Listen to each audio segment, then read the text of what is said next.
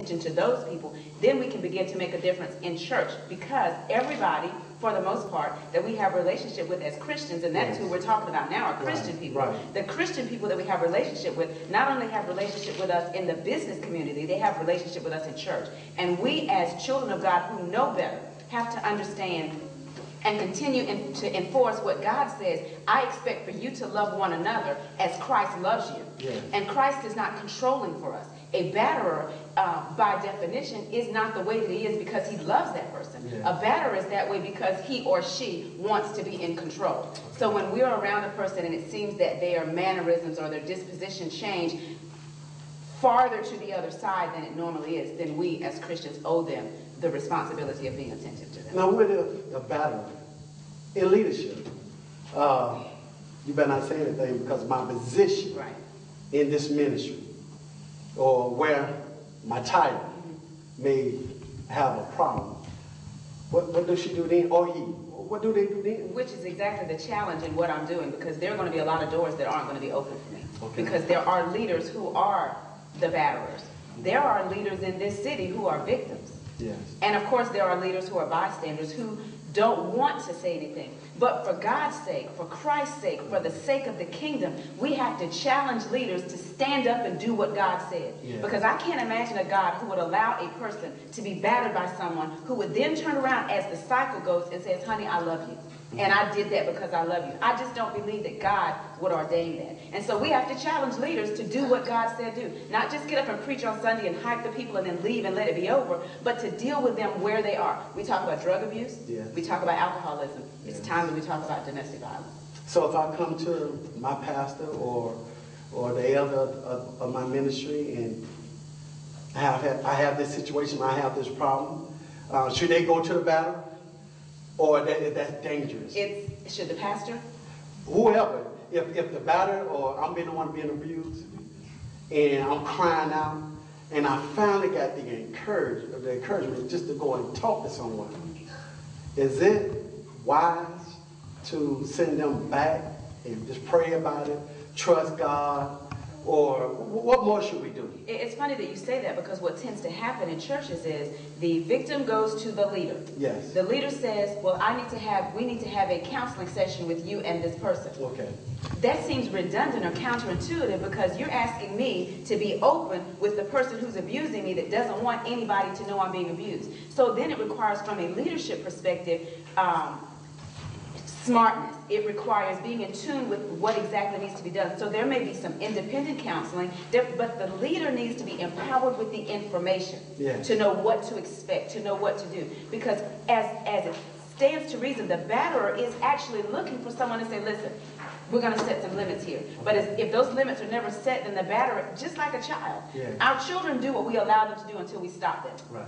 It doesn't feel good when we stop them. They're challenged when we stop them. But if we're persistent in our stopping them, then the behavior changes. So what needs to happen is leaders need to be empowered with the information, with the resources, because churches can either be a roadblock or a destination to getting healed. So the leaders need to be empowered with that healing information, whether that's information on shelters in the area, whether that's information on how do I counsel people who are going through this. Do I counsel with her and him? Do I counsel with her without him? Or do I just counsel with him? The church leader needs to be attentive to the entire situation, especially if there are children involved, because now we have another generation of people who are expecting as normal behavior what they experience on a daily basis. So what it's going to require is education on the part of the leaders, which is where I come in. Okay. I'm coming to the church leaders with this book, The Epidemic of the Silent Church, Domestic Violence in Church Culture. And one of the first things I say in that book is, what most people are going to say is not in my church. Mm-hmm. My immediate response is, yes, in your church. Have you ever had anybody share that yes. with you?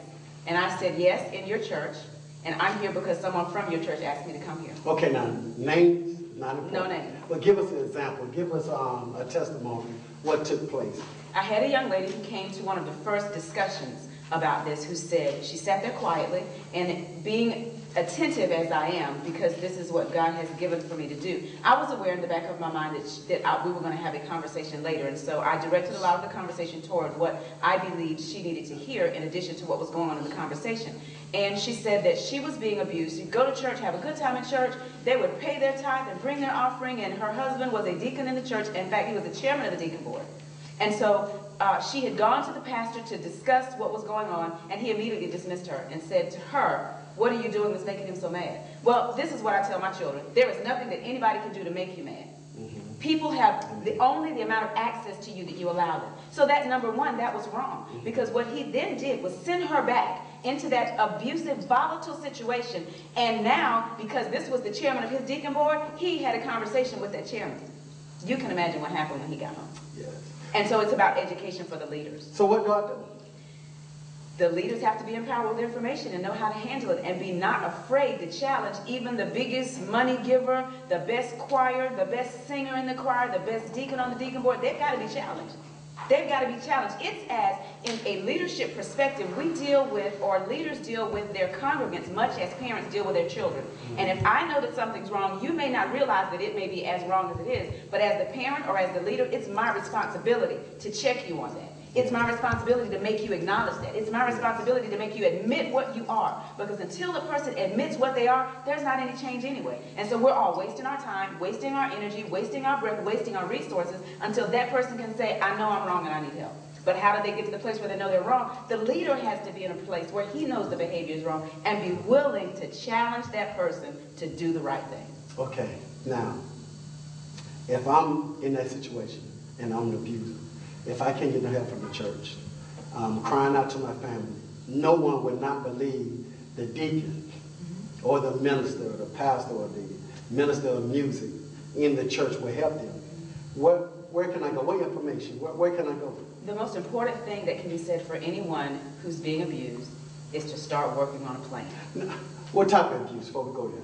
There's more than physical abuse, that's Okay. for sure. It does not start with physical abuse. So you tell me